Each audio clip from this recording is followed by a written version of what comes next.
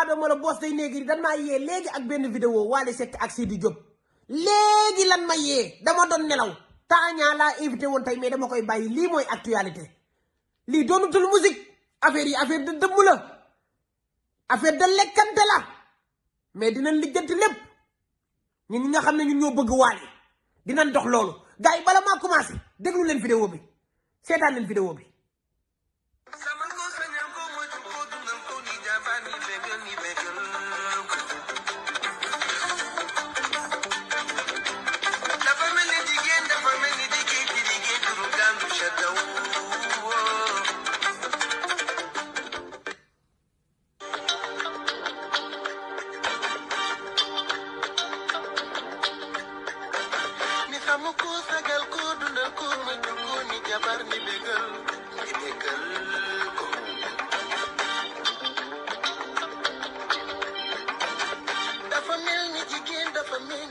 gaa yi lii doonatul showbiz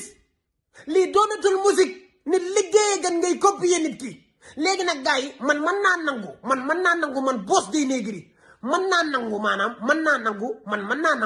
maanaam Wally Seck def benn affiche ñu génnandoo ci même bis bi son ndax affiche bi gis nañ ko amul problème mais li ma mënta d'accord mooy Wally Seck génnee son xamul ban son lay way mu dem way son boobu am na lu nekk ci biir mais dinañ ko régler problème bi ba mu réglé wu am na loo xamante ni jaarul yoon gars yi xel xalaatu ko mais Wally am na ay technicien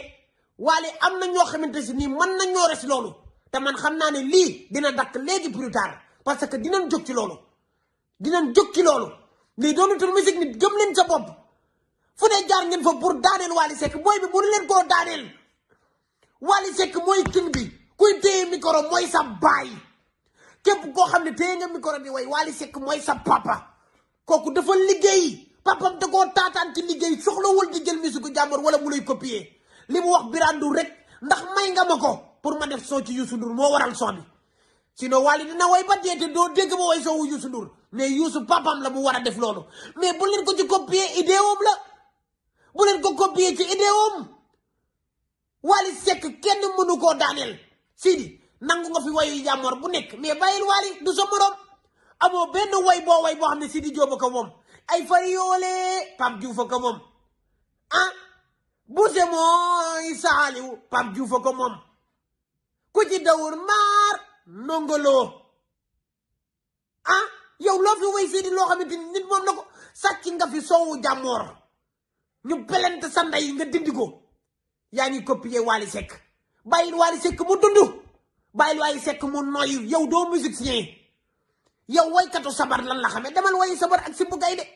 waykatu kermes nga bul xëccoo koo xamante si nii papam da koo taataan musique bi mu am ci doole mayel nit ñi jàmm dinañ ci jóg nag